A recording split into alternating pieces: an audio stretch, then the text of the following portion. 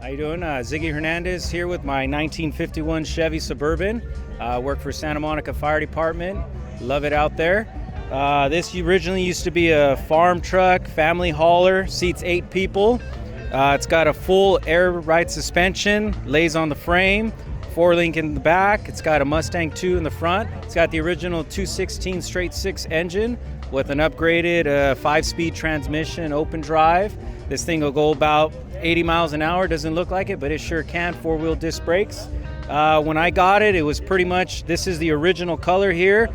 Just all we did was clear it to preserve the look of the car, because you just really don't see them this way. So all this rust, this is not fake, it's real.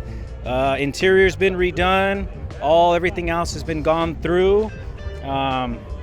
Everywhere we go, we take the family with us.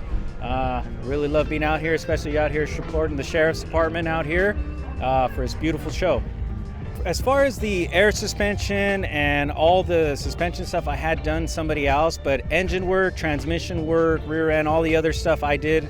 Interior, I had somebody do for me, but as far as wiring and any of the other mechanical brakes, other stuff, I did on my own. I've had this truck for about 5 years now, and it's been pretty much every year just getting after it, trying to do something new.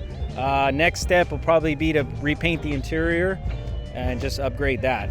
So this thing has, like I said, it's got a Mustang 2, so it's all independent suspension. The back has a 4-link, and it's been modified heavily so that pretty much the frame of the car, as you can see, is on the floor.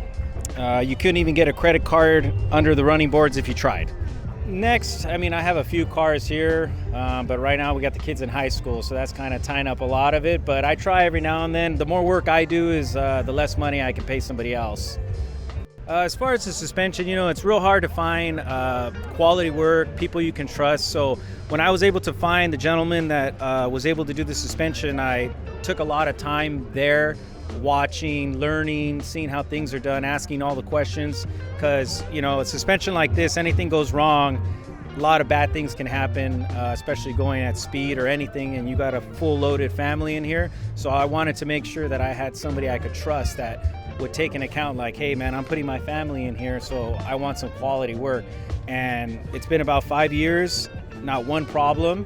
So I've been very fortunate, but yeah, take care of this thing. I always overlook it, look at checking everything, and all the work pretty much done in my driveway, right there out in the open.